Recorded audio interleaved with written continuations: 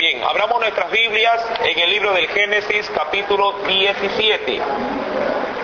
Libro del Génesis, capítulo 17. Luego de haber analizado la historia de Agar, juntamente con su hijo, de la cual, haciendo una pequeña remembranza de la clase anterior, ¿verdad?, el ángel de Jehová apareció y le ordenó a ella que regresara a la casa de su patrona y se pusiese sumisa, ¿verdad? No sumesa, sumisa. Capítulo 17, verso número 1. Tenemos como prefacio ahí la circuncisión, señal del pacto. Verso número 1. Era Abraham de edad de 99 años cuando le apareció Jehová y le dijo: yo soy el Dios Todopoderoso, anda delante de mí y sé perfecto, y pondré mi pacto entre mí y ti, y te multiplicaré en gran manera. Entonces Abraham se postró sobre su rostro y Dios habló con él. Hasta ahí voy a llegar. Amén. Vamos a orar.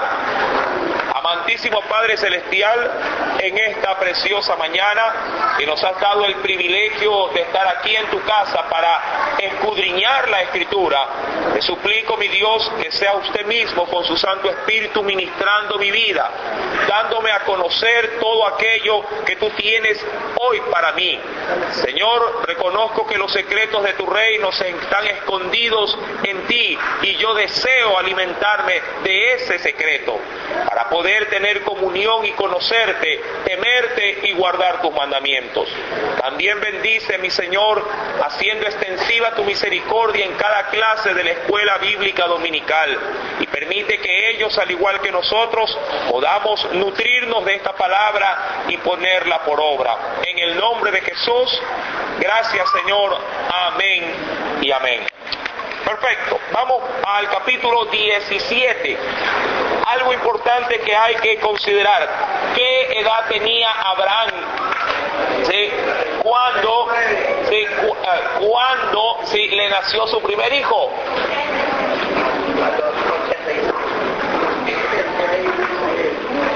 ¿Qué edad tenía?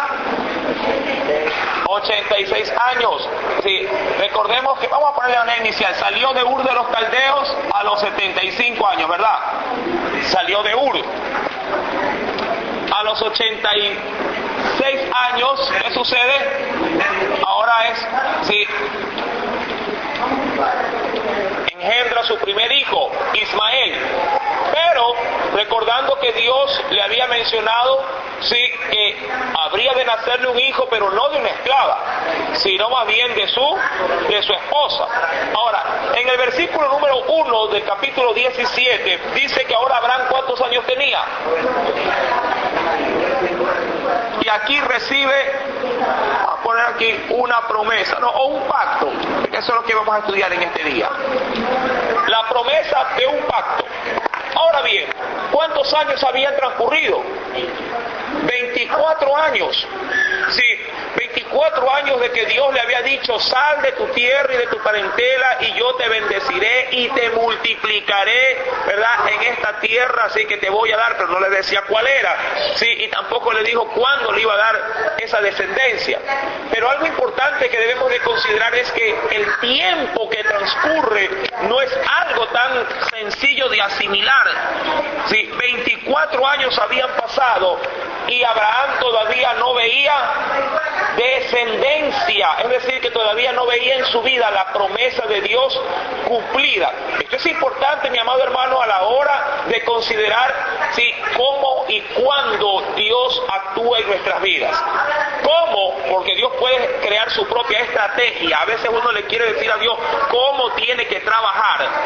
Y cuando uno le dice a Dios en qué tiempo sí tiene Él que hacer las cosas. Yo sé que hay situaciones que ameritan que uno quisiera ver las cosas en Dios de manera inmediata. Pero Dios que es sabio, Dios que conoce todas las cosas, sí, permite de pronto que muchos planes de Él se den a cabo de manera, diría yo, urgente, pero otros son bien prolongados. En el caso de Abraham, un hombre de 99 años de edad, obviamente en su carne debió haber existido un gravísimo conflicto al ver que cada día que pasaba, el hombre no es que se ponía más joven, el hombre sí se ponía cada vez más anciano, más viejo, más debilitado. Ahora, todo esto, sí, usted tiene que entender que Dios lo permite porque está trabajando en la vida de ¿quién? En la vida de Abraham. Ahora, había pasado desde el primer hijo hasta la edad de 99 años, ¿cuántos años habían pasado? ¿Cuánto?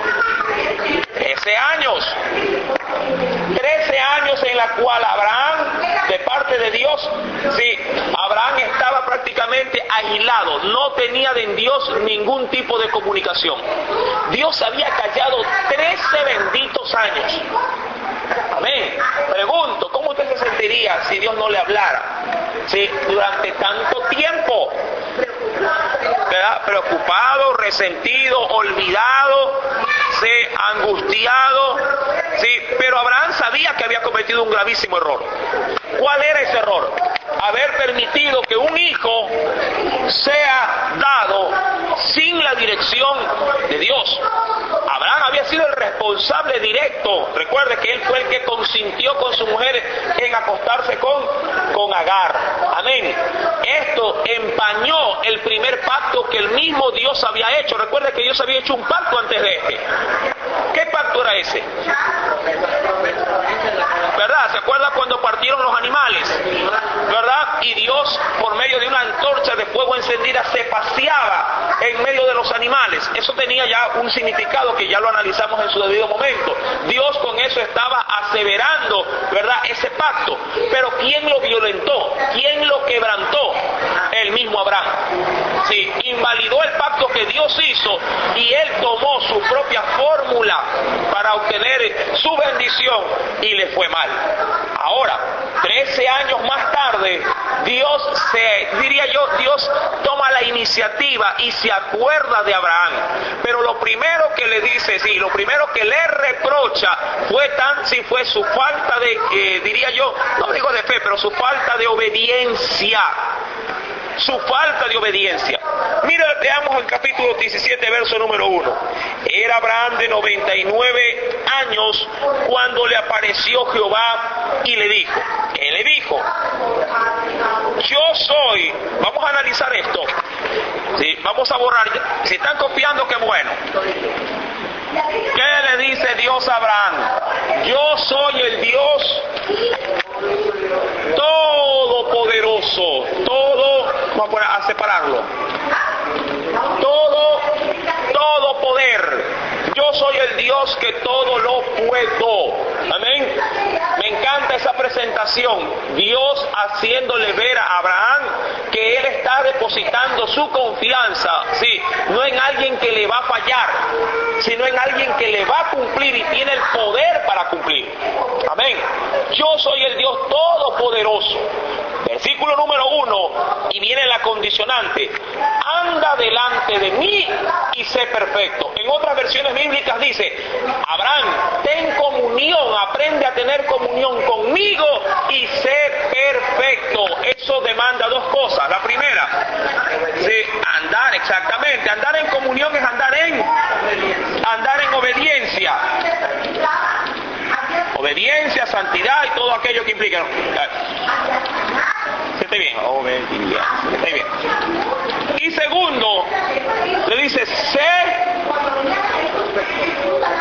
perfecto. Otros mencionan sé irreprensible.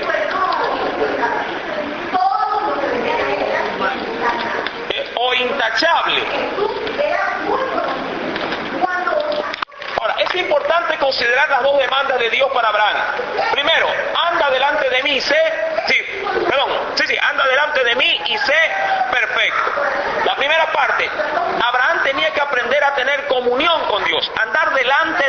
Dios es prácticamente andar, como se suele decir, bajo la mirada de alguien. Pregunto, ¿cómo andan sus hijos cuando usted los pone, diría yo, no, delante de usted? O cuando andan bajo su supervisión, bajo su mirada. ¿Cómo se comporta un muchacho? Tranquilo, ¿verdad? Recto, es educado. Está el papá ahí. Yo le puedo decir, anda tú acá que yo te voy viendo. El muchacho, ¿verdad? Como sabe que está bajo la mirada de, entonces tiene temor, ya quiere hacer las cosas de la mejor manera posible. Ahora, el cristiano debe de entender que siempre camina bajo una mirada, aun cuando ese ojo no necesariamente es un ojo humano, pero está el ojo de Dios sobre nosotros. Eso a nosotros nos debe de crear, mi amado hermano, sí, de alguna manera, sí, la dependencia que usted y yo debemos de tener en Dios. Cuando Dios le dice a Abraham, anda delante de mí, Dios le está diciendo, aprende a tener comunión conmigo.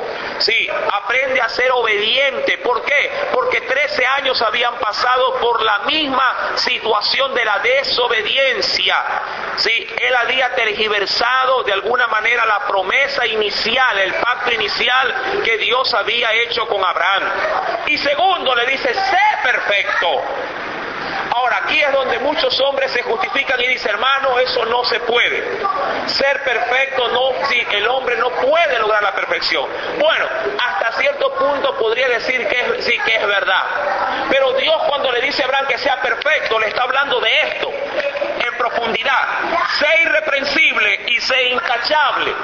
Es decir, sé un hombre que donde otros no puedan de alguna manera, sí, de pronto no hablar de ti, donde otros no puedan señalarte. Mire, este parámetro de ser perfecto o intachable o irreprensible, sí, también el Señor lo demanda para los que le quieren servir. Venga por favor conmigo a la carta de Timoteo. Veamos qué nos dice esta carta. Primera de Timoteo, capítulo número 3.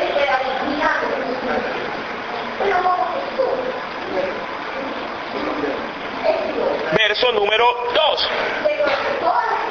Y es lo primero que en la lista, lo primerito. Primera de Timoteo, capítulo 2. Verso 1 al 2.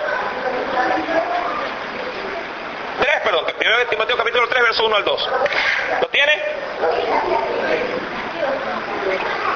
Dice, palabra fiel, si alguno anhela obispado o quiere presidir, obispado es presidir delante de una congregación, buena, primeramente que dice, buena obra desea. Ahora, va a los requisitos. Pero es necesario que el obispo o el que preside o el que está delante de esa congregación, ¿qué es lo primero que se le exige? Que tenga carisma, dice ahí. Que tenga conocimiento. ¿Qué dice? ¿Qué es lo primerito que le demanda? Que sea irreprensible. Eso es perfección. Irreprensible. Que nadie lo señale y diga, ve, ese hermano es injusto, ve, ese hermano es maleducado, ve, ese hermano de pronto es pendenciero, peleonero, altanero. Es lo primero que el Señor le dice, que aquel que quiere presidir en la congregación o estar delante de algunos, sí, ese hombre debe de ser irreprensible. Es necesario, mis amados hermanos, sí, que usted ajuste la demanda de Dios como una demanda que sí se puede cumplir. Las demandas de Dios no son inalcanzables como muchas veces el hombre las suele poner para justificar su mala manera de vivir o su incorrecta manera de actuar. Mucha gente dice, no hermano, si no se puede ser perfecto. Es verdad, en toda la globalización de la palabra, la perfección aquí en la tierra no la vamos a lograr. Amado hermano, ¿por qué? Porque mientras estemos en esta carne, siempre estará sujeta a debilidades. La imperfección forma parte en la actualidad de esta carne. Al inicio no era así. Al inicio el hombre era, sí, totalmente perfecto. Pero Dios anhela que el hombre sea perfecto. Amén. El mismo Señor lo demandó diciendo, sí, sé perfecto como vuestro Padre también es perfecto. Vamos por favor a la Escritura y veamos qué nos dice el Señor al respecto. En Mateo capítulo 5, verso 48, mire lo que nos dice el Señor. Mateo 5, verso 48.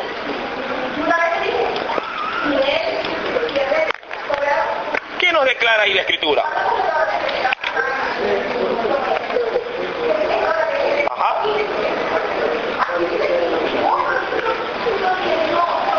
Ahora, yo pregunto, ¿acaso el Señor de alguna manera se desorientó o de pronto solicitó algo que nosotros no podamos cumplir? ¿Qué dice el Señor ahí? Mateo 5, verso 48. Sed pues vosotros perfectos como vuestro Padre que está en los cielos es perfecto. Ahora usted dirá, bueno hermano, la palabrita como tal la entiendo, pero ¿qué implica esa perfección? Jesús, antes de decir estas palabras, esta sentencia o este mandamiento, dio un antecedente, y ese antecedente implicaba lo que abarcaba la perfección. Vamos a enterarnos en este tiempo. Mire lo que nos dice en el versículo número 38 en adelante, porque de ahí se desprende la demanda de Dios, la demanda de Jesús para sus discípulos. ¿Lo tiene? Del mismo capítulo 5.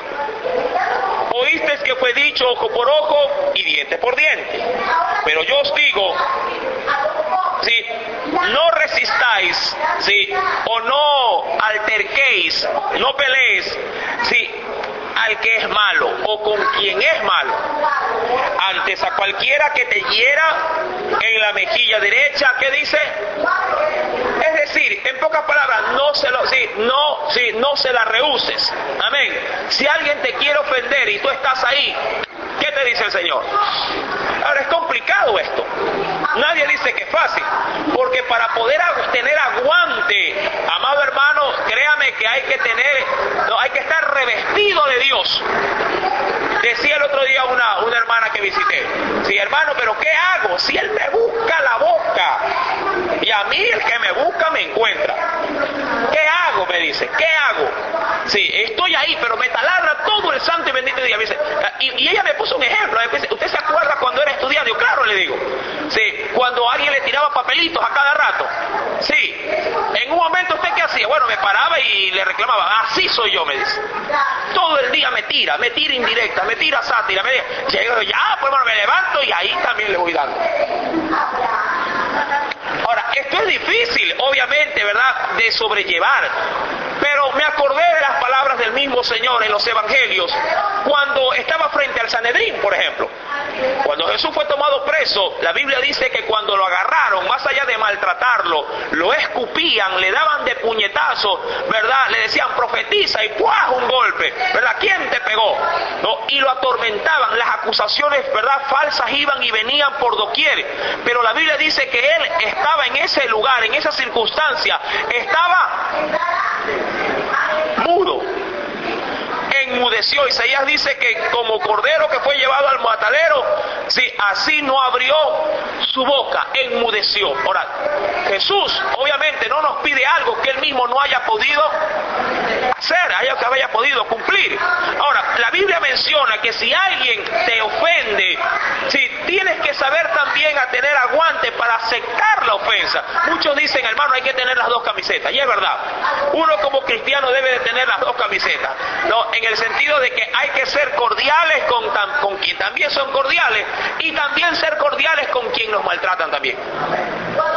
Penosamente, yo sé que no podemos evitar que la gente abuse, que la gente se sobrepase, ¿verdad?, y quiera muchas veces pisotear. Yo entiendo que uno en su carnalidad quiere explotar, quiere levantarse, quiere agredir también. Ahora, dice el Señor, versículo número 40, y al que quiere ponerte a pleito, ¿a cuánto le gusta entrar en riña? Yo creo que a nadie. Pero hay situaciones que donde otros te obligan. El que quiere ponerte a pleito, ¿qué dice el Señor ahí? Y quitarte la túnica, déjale también la capa. Me acuerdo del caso de mi padre. Mi padre fue hijo único. Sí. Cuando mi abuela, de hecho sí, lo dio a luz, murió en la misma sala de parto. Pero mi mi abuelo, sí, no se complicó, hizo lo fácil, cogió a su hijo y se lo dio a su madre, es decir, a mi bisabuela, y ella lo crió, y mi abuelo rehizo su vida. Ahora bien, como él rehizo su vida con otra señora, tuvo también hijos, y una vez fallecido mi abuelo, quedó herencia, sí, o por ley, mi padre debió haber tenido repartición, dice por ahí, vela en ese entierro. Pero los hijos del segundo compromiso se adueñaron de todo, absolutamente de todo. Ahora, mi papá, sí, ahora es cristiano, gracias a Dios, pero antes de serlo, sí, quería poner abogados por todo lado para reclamar su parte. Ahora, ¿está en justo derecho el hacerlo? Claro que sí. Pero ¿puede abstenerse de hacerlo para evitar pleito? Claro que sí también. Sí, en la actualidad no ha reclamado nada, le cuento. Sí, se ha quedado con lo que tiene. Pero, mi amado hermano, mientras usted pueda evitarlo, mientras usted pueda, sí, en la medida de Dios, mantener una vida quieta, reposada, mucho mejor, porque será el testimonio de Cristo lo que saque a flote lo que usted es en Dios. Ahora, dice la Escritura en ese texto bíblico, versículo número 42, al que te pida, y cuando dice aquí el Señor al que te pida, no está diciendo que al que te pida que te cae bien, es al que te pida que sí, que tú sabes que te maltrata, ¿verdad? Porque si te pide alguien que tú sabes que te va a devolver, que te va a ayudar, que mañana más tarde te va a devolver al favor, tú le das con gusto, ¿verdad que sí? Dice, al que te pida, dale, y al que quiera tomar de ti prestado, no se lo rehuses. Oísteis que fue dicho, amarás a tu prójimo y aborrecerás a tu enemigo. Eso es lo que se oye muchas veces como consejo en los lugares donde usted vive. La vecina aconsejando al vecino, vecino, de verdad, así le hizo, hágale lo mismo. No se quede, ¿verdad? No sea bobo, ¿verdad? Si él le pagó así, usted de la misma manera. Verso número 44 menciona, pero yo os digo, amad a vuestros enemigos, bendecid a los que os maldicen, haced bien a los que os aborrecen. Mire la regla, hacer o actuar de buena manera con quien tú sabes que te está haciendo daño. Haced bien a los que aborrecen y orad por los que os ultrajan y os persiguen, para que seáis, ¿qué dice? Hijos de quién? De vuestro Padre que está en los cielos, que hace salir, y aquí me encanta, Dios también lo demuestra diariamente con nosotros y con los malos también, el que hace salir su sol sobre malos y buenos, que hace llover sobre justos e injustos, porque si amáis a los que aman, es decir, si tú limitas tu amor tan solamente a los que te quieren, dice ahí, ¿qué recompensa tendréis? Yo solamente, ¿verdad?, le sirvo a que me sirve. Eso no tiene recompensa. Yo solamente ayudo, le hago el favor o le consigo la matrícula a mi comadre. Sí, pero al vecino que no me ayudó cuando lo necesité, a ese no, que se quede ahí sin estudiar sus hijos. Deberíamos de actuar de manera opuesta. Amén. Versículo número 46. Porque si amáis a los que aman, ¿qué recompensa tendréis? ¿No hacen también lo mismo? Dice ahí los publicanos, es decir, aquellos que los perjudican, porque los publicanos que eran cobradores de impuestos. Versículo número 47. Y si saludáis a vuestros hermanos solamente, ¿verdad?, ¿qué hacéis de más? ¿No hacen también esto los gentiles? ¿Verdad? Solamente con los que te caen bien le dice, vecino, ¿cómo está? ¿Verdad? Pero los que te caen mal, ni lo mires. No mire, muchacho, mire por otro lado. Dice el Señor, sed pues, ahora sí, ¿qué te dice? Sed pues vosotros perfectos como vuestro Padre que está en los cielos es perfecto. Amén. Esa perfección era la que Dios demandó ¿a quién? A Abraham. Esa perfección. Anda delante de mí, sé obediente, aprende a tener comunión conmigo y recuerda, Abraham, sé perfecto delante de mí. Ya hemos visto los parámetros. Volvamos a Génesis capítulo número 17. Una vez que Abraham recibe esta amonestación, me encanta, Abraham toma la mejor actitud que un hombre en Dios puede tomar. ¿Cuál es esa? Versículo número 2. Y dice aquí, perdón, al 3, llegamos, ¿no? Y pondré, dice aquí, ahora, ¿qué pasa si él cumplía esto? Si él cumplía esto, ¿qué Dios había de establecer? Si él cumplía esto, entonces de parte de Dios vendría un pacto. Vendría entonces, mi amado hermano, sí, un compromiso. Un pacto es un compromiso.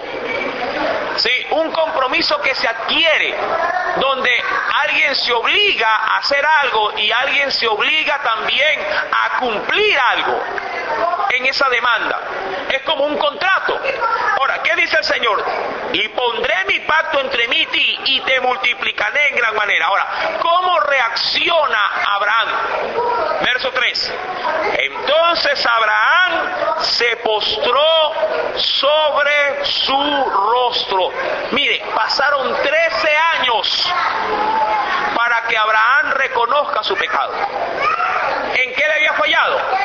¿En qué le había fallado a la edad de 86 años? ¿En qué? En haber él mismo aceptado, y no era 86, era 85 de hecho, porque a 85 aceptó acostarse con ella, a los 86 ya le nació el hijo, ¿verdad? Era necesario entender que todo ese tiempo había transcurrido sin que Abraham reconozca su pecado. Mire hasta dónde uno puede muchas veces mantener o solapar encubiertamente su rebeldía, pensando que como actuó de manera estratégica humana y le dio algo de resultado, piensa que está bien el asunto. Para Dios, mi amado hermano, aun cuando pase el tiempo, sí, no significa que los pecados de los que han transgredido su palabra quedan olvidados. De hecho, tengo un ejemplo bíblico. Venga por favor conmigo al libro del Éxodo.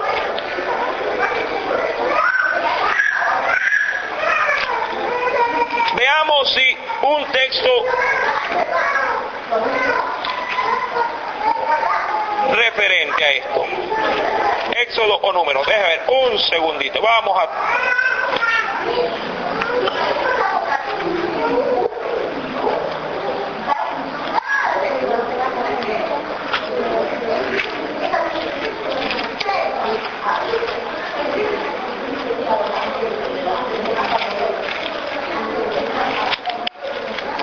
Éxodo, sí, capítulo 32.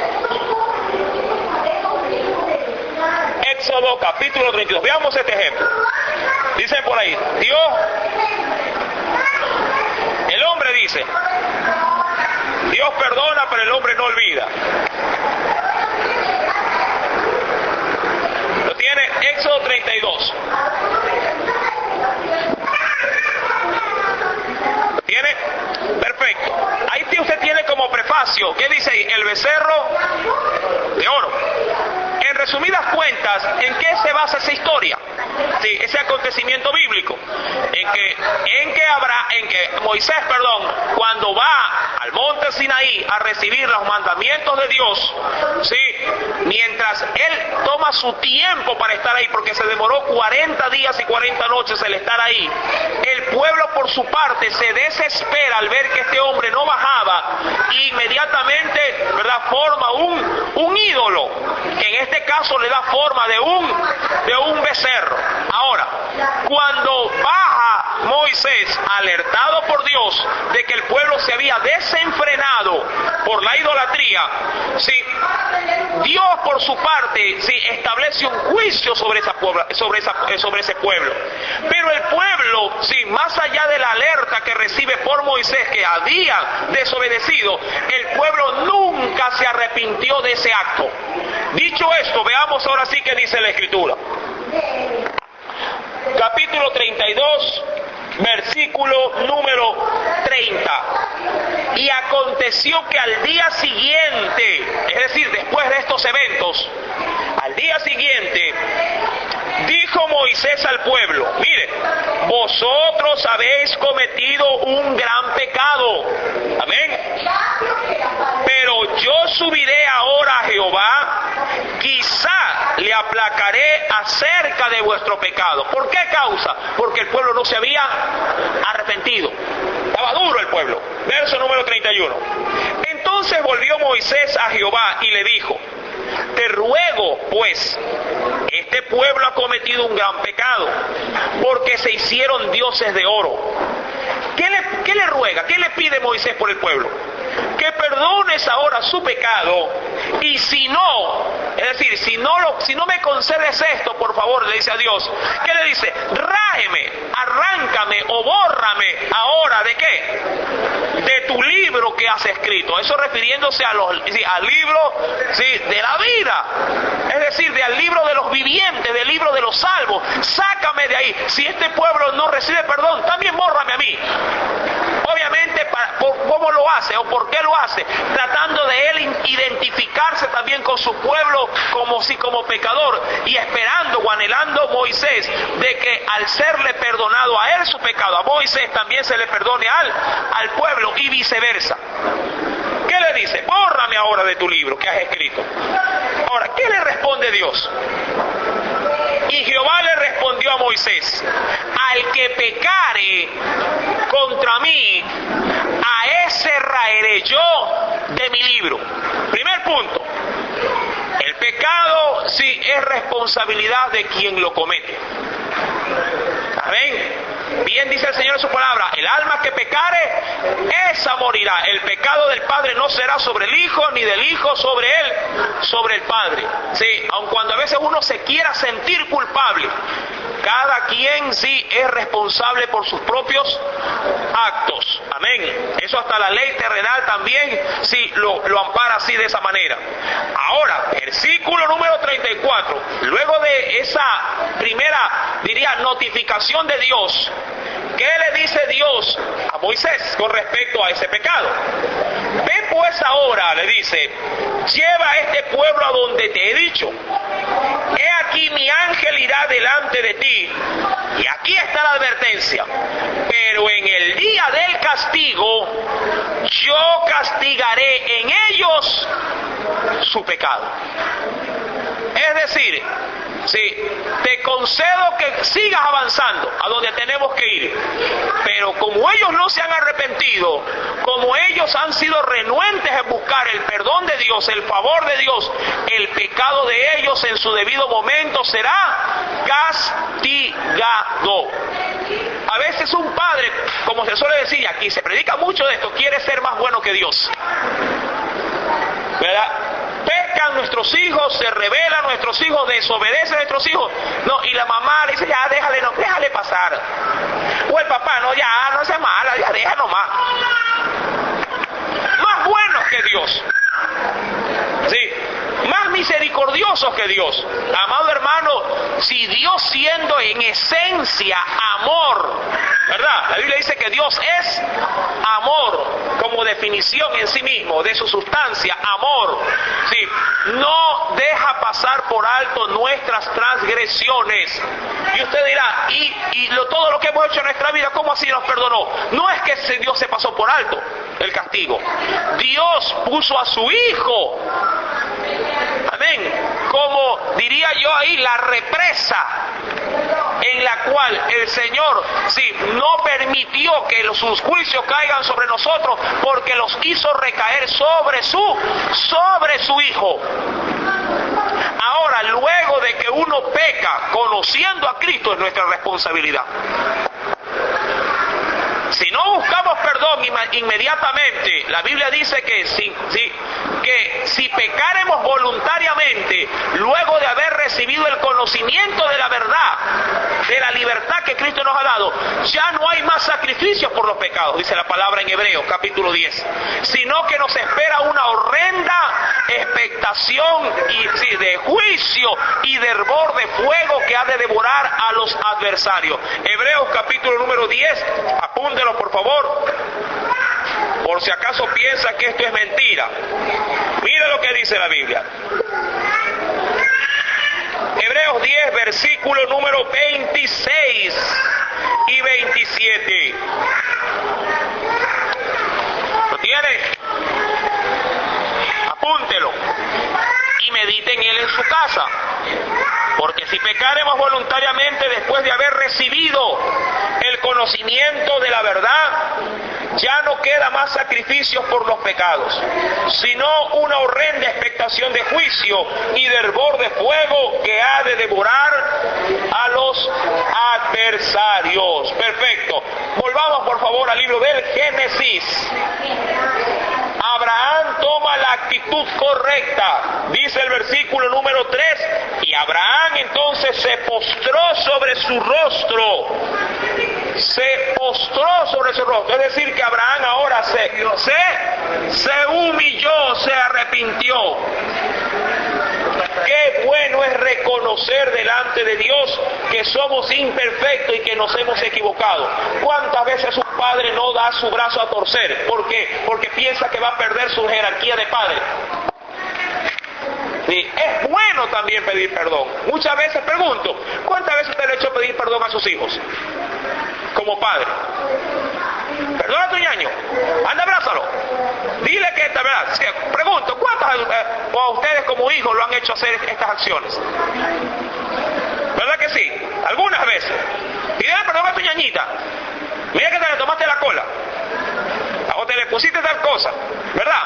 Pregunto, ¿cuántas veces usted como padre le pidió perdón a su hijo? Pues que usted nunca se ha equivocado como padre. Nunca se ha equivocado como madre.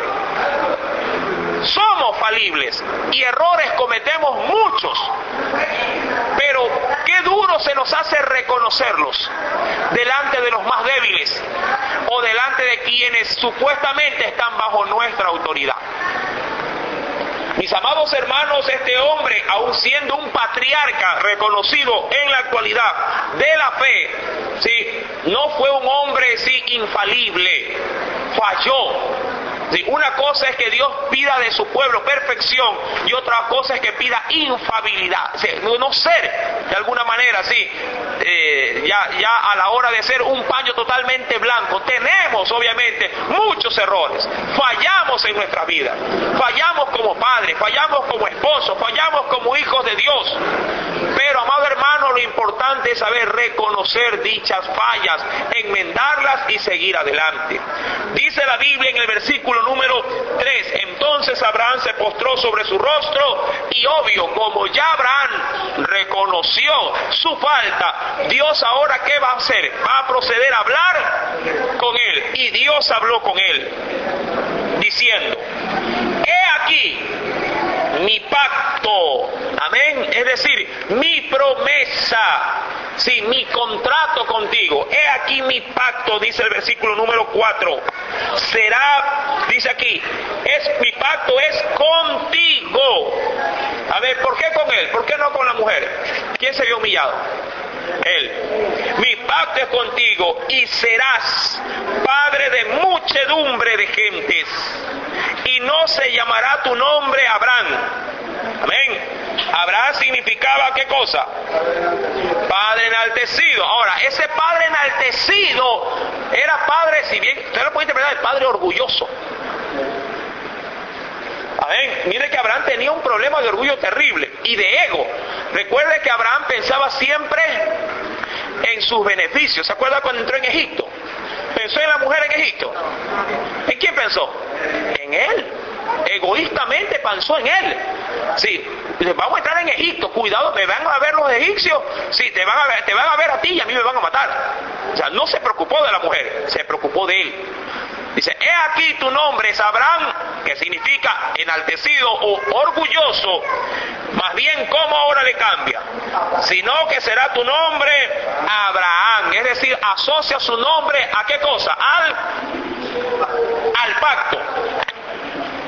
Para que el solo hecho de mencionar el nombre de él sea un recordatorio constante de una nueva promesa, un nuevo juramento, un nuevo pacto en Dios. Amén. Versículo número 5.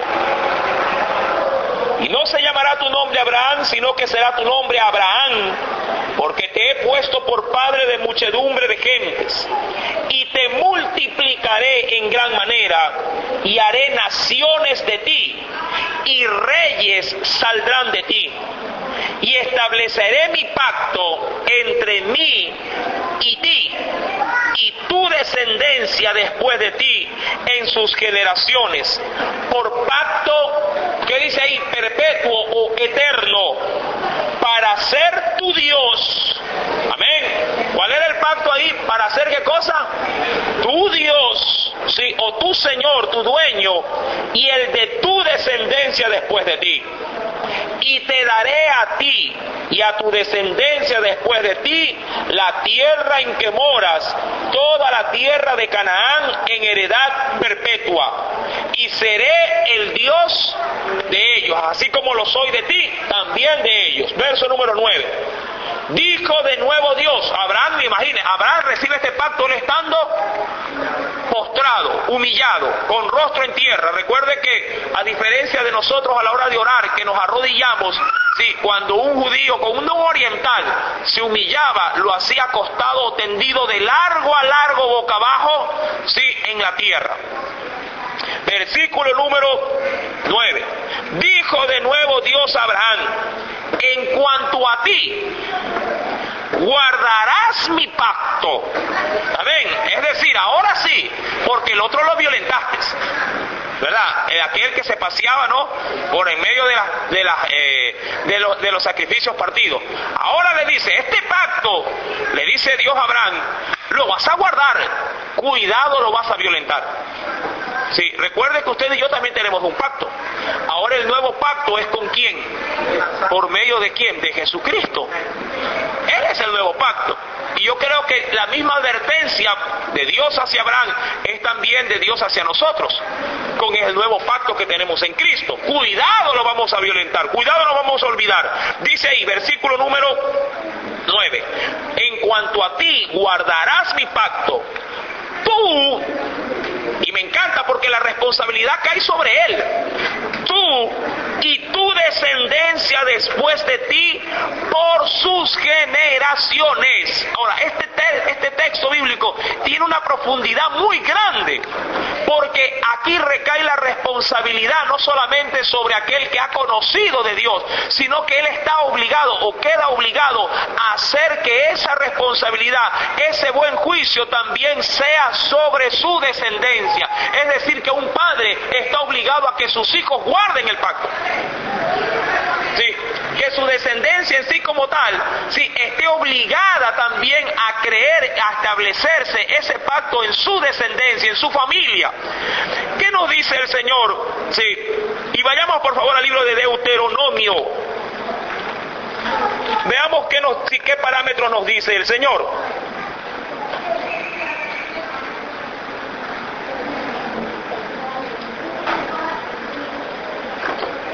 Deuteronomio capítulo 4, para darle un poquito más de profundidad a ese mandamiento de Dios.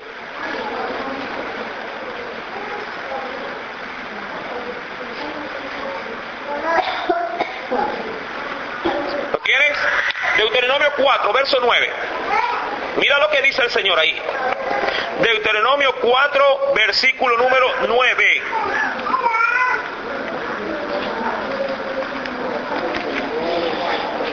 ¿Lo encontraste? Léelo por favor, pero con mucha atención. Dios hablándole obviamente a Moisés y al pueblo. Por tanto, guárdate, es decir, ten cuidado de ti. Amén, eso es guardarse, guárdate. Guarda tu alma con diligencia, para que no te olvides de las cosas que tus ojos han visto, ni se aparten de tu corazón todos los días de tu vida. Amén. Uno es cristiano, ¿qué? Por un año nomás. Toda tu vida. Dice ahí, antes bien las enseñarás a tus hijos. ¿Y qué dice ahí? Y a los hijos de tus hijos, es decir, a tus... ¿Sobre quién recae la responsabilidad? ¿Verdad? Si tú recibes hoy en Dios, por ejemplo, este compromiso, esta demanda, deberías de empezar a partir de hoy a establecerla primeramente en tu vida, a establecerla en tus hijos, y si tus nietos viven en tu casa, también sobre ellos. ¿Para qué? Para que tus generaciones después de ti vayan creciendo en el temor de Jehová, en el temor de Dios. Sí, pero ¿qué es lo que hace un padre? No le obligues a la bebé, no quiere ir a la iglesia. Déjala nomás, está cansada. Vamos tú y yo nomás. Déjalo, muchachos, mira, ay, pobrecito. Tiene bastantes deberes. Es ahí el problema, mi amado hermano. Y esto no solamente refiriéndome al venir a la iglesia, aún en el propio hogar. A veces una madre le dice, mijito, ya leyó la Biblia, y el papá brinca. No le obligues, déjalo que él sabrá si sabe. La Biblia no es así, hermano. La Biblia nos demanda otra cosa. Dice, tú les enseñarás. Por si acaso, ninguna madre me ha hablado conmigo para que los padres no se sientan ofendidos y viceversa. ¿Sí? Pero la Biblia sí dice, tú les enseñarás a tus hijos y a los hijos de tus hijos a guardar, ¿qué cosa? Ese pacto. Ya claro que el pacto no es de la ley, ahora el pacto es de la gracia, pero el pacto de la gracia en Cristo Jesús es más riguroso que el pacto de la ley. Recuerde que cuando el Señor da su mensaje en el Sermón del Monte, refiriéndose a la ley de Jesús es más, diría yo, es más rigurosa, porque mientras en la ley había que cometer el acto para poder ser culpable de ese acto, en la ley de Cristo, que es la gracia que muchos dicen, solamente usted consentirlo o percibirlo en su mente ya pecó. Es más complicada la ley en la gracia, ¿verdad? Antes, para cometer adulterio tenía que acostarse con esa persona y cometer adulterio. Ahora, si usted lo concebía en la mente y lo morboseaba con su mente, ya había pecado. Más difícil, ¿verdad? Antes había que, para ser criminal, matar a alguien, pero según la ley de la gracia, el solo hecho de ya guardar en el corazón odio por su hermano había sido ya culpable de juicio, ¿sí? Con respecto, sí, a su hermano. Ahora, la Biblia demanda, recuerden, graves, ese creo que va a ser el texto audio de hoy día. Deuteronomio 4:9. Por tanto, guárdate. Está bien que tú estés leyendo la Biblia, perfecto. Enséñale a tu hijo también a leerla. No digas, es que no quiere, no le obligues. Tienes que hacerlo, porque es ¿qué cosa? Es un pacto. Es una promesa, un contrato. Guárdate y guarda tu alma con diligencia, para que no te olvides de las cosas que tus ojos han visto, ni se aparten de tu corazón todos los días de tu vida. Antes bien, las enseñarás. ¿Cuántos saben que la enseñanza implica esfuerzo? ¿Qué tiempo se demora un maestro para enseñar las matemáticas? De pronto en un niño, las tablas de multiplicar. ¿Qué tiempo le lleva a un maestro enseñar las tablas de multiplicar? Sobre un estudiante. Depende obviamente de muchos factores. Si el estudiante es pila, ¿en cuánto los aprenderá? 2 semanas. O un poquito más. O menos. Y si el muchacho es lento, el año entero. Todo el año, porque hasta se pueden quedar de año, porque no sabe la verdad, las 4 reglas fundamentales. Pero pregunto, si usted le pone tanto énfasis y esfuerzo para que sus hijos aprendan a sumar, restar, ¿por qué no poner el mismo esfuerzo para que nuestros hijos aprendan los mandamientos de Dios? Por lo menos los 10 más básicos, los 10 mandamientos. Pero no solamente que los memoricen, la cosa es que los vivan, pues. Porque hasta el diablo la Biblia se la sabe de memoria. Amén. La Escritura nos demanda que debemos de enseñarla a nosotros, sí, primeramente a nosotros y también a los nuestros. Volvamos a Génesis 17. Dios le dice en el verso número 9, en cuanto a ti guardarás mi pacto, tú, ¿y qué más le obliga? Y tu descendencia, es decir, que Abraham se estaba obligando a respetarla y obedecerla a él, y hacerla respetar y obedecer a los suyos. A ti y a tu descendencia después de ti, por sus generaciones. Sí. Verso número 10. Este es mi pacto. Ahora va al punto, algo visible, algo que se pueda palpar. Este es mi pacto, que guardaréis entre mí y vosotros y tu descendencia después de ti. Y hoy vamos a hablar acerca de la circuncisión. Dice ahí, será circuncidado todo varón de entre vosotros. Ahora, ¿qué abarca la circuncisión para ellos y cómo aplicar la circuncisión para nosotros? El próximo día domingo lo estaremos analizando. Amén. Si para ellos la circuncisión era una señal, sí, visible y obviamente sí, una promesa eterna, ¿cómo obra la circuncisión en nosotros si cuando estamos estudiando el libro de Hechos, ¿se acuerda? La circuncisión quedó abolida para los gentiles, ¿verdad? Si Dios aquí le exigió con tanto rigor, ¿por qué en nosotros esa circuncisión no opera? Pero se levanta una nueva forma de circuncisión. ¿En qué consiste? ¿Cuál será? El próximo día domingo le estaremos analizando. Amén. ¿Cuántos han aprendido hoy?